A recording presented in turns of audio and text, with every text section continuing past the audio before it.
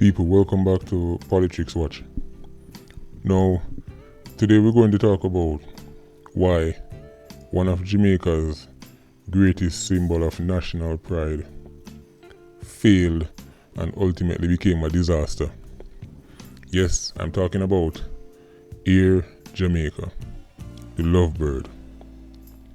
Now, I'm going to give you a brief history on how and when Air Jamaica came about, and then I'm going to tell you why, in my opinion, Air Jamaica failed. Now, Air Jamaica originally was a venture between the British West Indian airline, but the entity that became Air Jamaica wasn't actually founded until 1968. Now, Air Jamaica was destined to fail from the start. You know why? Because it began operations officially on April the 1st, 1968. So that means Air Jamaica was started on April Fool's Day. So I guess that shows you them take Jamaican people for fool. They literally start operations on April Fool's Day.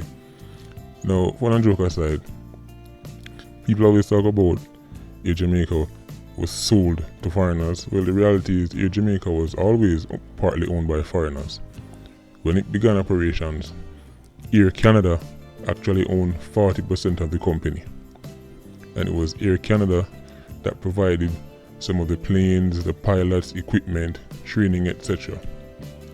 Right. Now, in 1980, Air Canada realized that the ship was sinking like the Titanic, and decided that they don't want nothing more to do with Air Jamaica. So they backed out and they left the Jamaican government alone to deal with it. Now, the government had it for about, 9 years? 1989 is when they accepted the reality of the situation and decided that, listen, this airline is going to have to go private because the government can't handle it. Right? Of course, nobody took up the offer because most people could realize that on the books, Air Jamaica was a money pit. It was bleeding cash heavily, right? But in 1994, something interesting happened. A group of Jamaican and Canadian investors, known as the Air Jamaica Acquisition Group, actually came together and bought a majority stake in the company. I think it was 70 or 75%. And do you know who the leader of that group was? A certain Gordon Butch Stewart, Mr. Sandals, Mr. ATL himself. And a lot of people thought, well, surely if anybody can turn it around, Butch Stewart can turn it around. Well, after dumping millions of US dollars into Air Jamaica and blood pressure going through the roof, grey hair all over him head, Butch Stewart eventually accepted that him can't manage Air Jamaica. They were suffering massive losses and he had to abandon it and give it back to the government. Now, you know, some people go out and then get a pet, and after they get the pet they realize, boy, this pet very expensive to feed. So at first them give the dog puppy chow. Then when them realize the puppy chow get too expensive, them start give the dog tonka meal. And them start give the dog chop bone. Till eventually they realize, you know what, we're gonna have to abandon this dog. That's what happened. Air Jamaica was abandoned like a mongrel. And the government was stuck with Air Jamaica again. Here's an interesting fact for you people out there. In 42 years of operation, Air Jamaica suffered a loss in 40 of those years. So 40 out of the 42 years of being in operation, Air Jamaica was making a loss. For you math students out there, that's 95%. Right? By the time Air Jamaica collapsed, it had losses of over 1.5 billion Jamaican dollars. Of course, the government finally accepted defeat and sold it to Caribbean Airlines. Now, of course, the Jamaican people were outraged. People thought we were selling out a part of us. But people, I'm going to tell you now why I think Air Jamaica failed. In some ways, Air Jamaica was a reflection of Jamaica in general. By that I mean, it relied heavy on image and outward appearance. You know how we are as Jamaicans, even if we are dead for hungry or we are suffer like dog, we still dress up and look like $1 million. That's what Air Jamaica was like. Air Jamaica, on paper, was a disaster. It was struggling, it was suffering, but outwardly, Air Jamaica probably had the bossiest outward appearance of any airline I can remember. I mean, the colors that were on the plane, in my opinion, Air Jamaica planes were the most beautiful planes flying in the sky. Air Jamaica, and not only that, the pilots, the air hostesses, even the passengers did bossy. Everything about Air Jamaica was just bossy. It was a reflection of our country. It was a reflection of our culture. And in some ways that led to its downfall. I mean, there was a time on Air Jamaica when even the cheap seats were getting champagne. Even the cheap seats. Yeah, man. That's the real situation. Air Jamaica expanded too quickly. This is one of the things that crippled it. And obviously, in order to expand, it had to borrow. It had to borrow heavily. And Air Jamaica was taking on some unnecessary routes.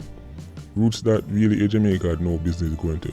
I mean, Air Jamaica was going to places like Frankfurt in Germany, Phoenix, Arizona, LAX, Santo Domingo. I mean, Air Jamaica went to Bahamas after British Airways abandoned it. Right?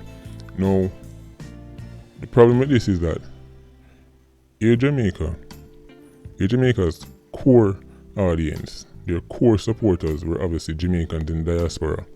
In my opinion, they should have done what JetBlue is doing now. They should have stuck to a certain amount of routes, offered affordable ticket prices, and those routes, the routes that they know Jamaicans frequent, so for example Florida, London, Toronto, Air Jamaica could have dominated those routes because Jamaicans were so loyal to Air Jamaica. But then, if a Jamaican had traveled Air Jamaica, they want to go with. Even if our next airline might be slightly higher, people want to travel Air Jamaica back then. Because remember, in Air Jamaica, you get real food on Air Jamaica back then. Right? But for some reason, they tried to expand into these areas that had much stiffer competition. And now they were going to people who had no emotional attachment to Air Jamaica. Right? None at all. So when you go to somewhere like LAX, where there's 100 other airlines to choose from, come on. What do you think people are going to choose? One, most people just look one who is the cheapest. And Air Jamaica wasn't the cheapest ticket back then. Right? But that wasn't the only reason why Air Jamaica failed. Air Jamaica was plagued with mismanagement. People who used to work for Air Jamaica back then can tell you, a lot of Jamaicans who were in positions of power used to abuse that power in Air Jamaica. Absolutely abuse it. Right?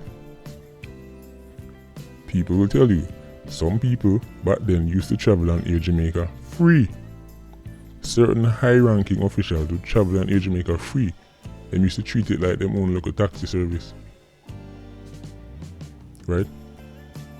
Till eventually, Air Jamaica developed a reputation of being an airline for drug mules. Air Jamaica abroad had a terrible reputation. I don't know how many people know this. Jamaicans love it, and we thought Air Jamaica was the best thing since sliced bread. But abroad, Air Jamaica was known as, there was a nickname for Air Jamaica, and that's cocaine ear. Right? Can you imagine, there was a time, right, when something like 170 odd of the over 400 people who got caught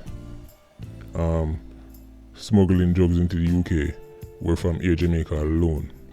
Think about that. Right? So the reputation of the airline was destroyed abroad because of this whole drug trafficking business. And in my other video about Royal and the British link up, people don't realize, I don't know if it's because the newspapers in Jamaica were not delivering this type of news, because I guess they're trying to prevent the image of the airline being destroyed. But globally, Air Jamaica was seen as a drug plane, because anytime Air Jamaica plane land, all kind of people get catch, right? Trying to smuggle drugs into other countries, especially the UK, right? But Air Jamaica will always have a fond place in the nation's heart. My greatest memory of Air Jamaica is going to the airport, and back then you could climb up those steps and you could wave people off. That's my lasting memory of Air Jamaica. I also remember that for some reason the air hostesses and the stewardesses were just beautiful. I don't know where in Jamaica they find those women, because I don't see them walking on the road, but they were just beautiful, right? But at the end of the day, we have to be realistic. Air Jamaica was an emotional fantasy. It made us feel good. But the reality is, Air Jamaica was a disaster. An absolute disaster. So people, jump in the comment section. Tell me what you think. Do you have any stories about Air Jamaica you want to share? Let me know. This is Politics Watch. Like, comment, share and subscribe.